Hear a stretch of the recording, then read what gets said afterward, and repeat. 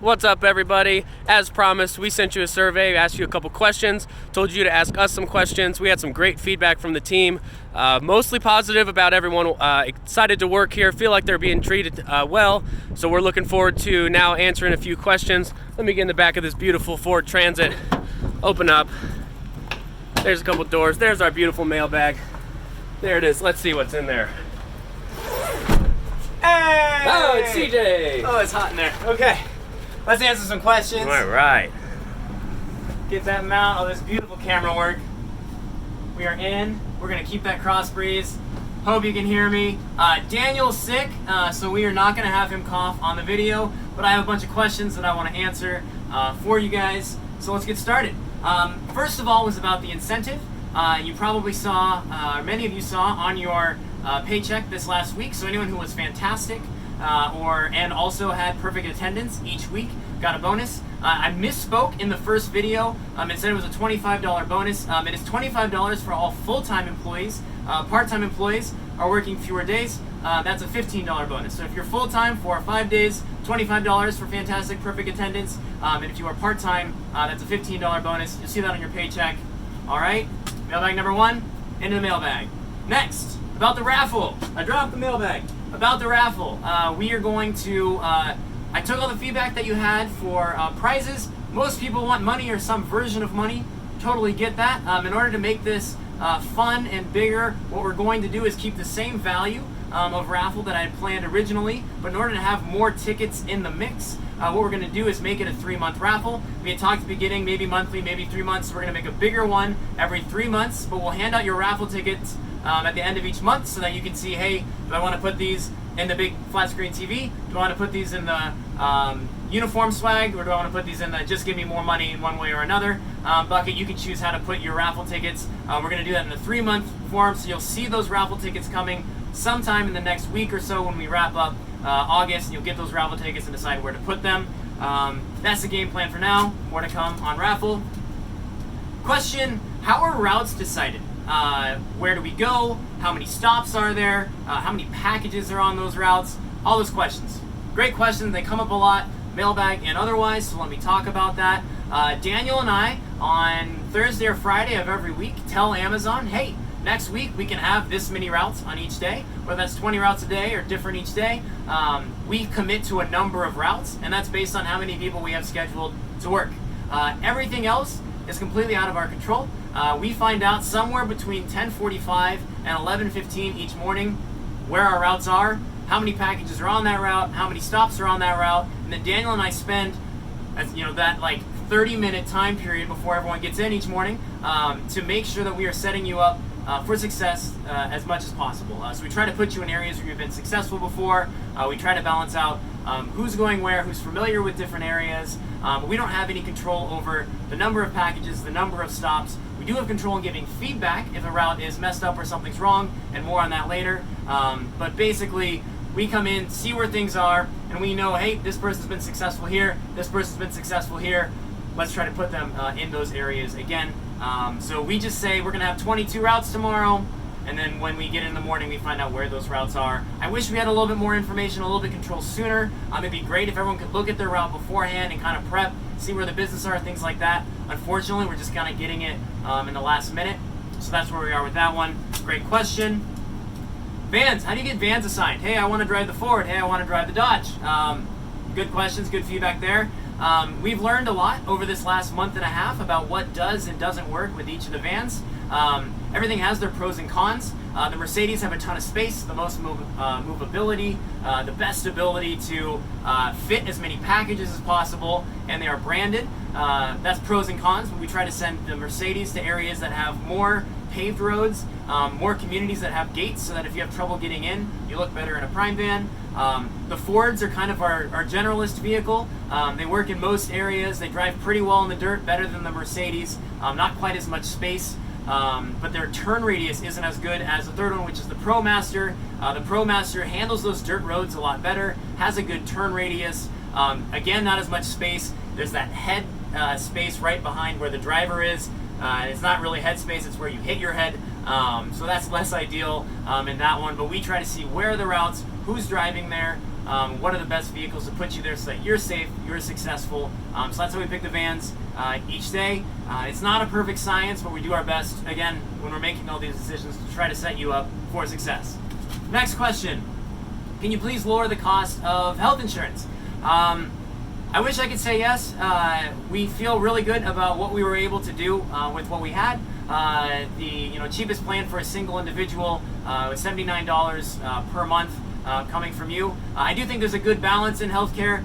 You should have some sort of contribution from the employee. I do wish, and this is feedback that I gave to the insurance benefit provider, if there is a way. It seems like it gets really expensive when it's just beyond you. So we got really good prices. Oh no!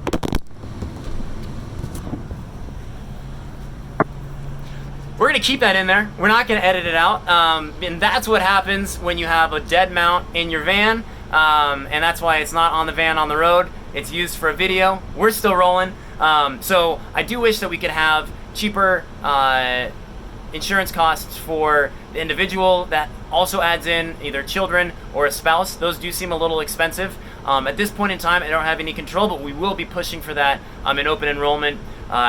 We were really excited to get healthcare, good healthcare, very quickly. Very affordable, at least for the people on our team. And it's something that we're constantly working on to be better. That's an important thing to analyze employers to provide good healthcare for everyone. So great question. Next one.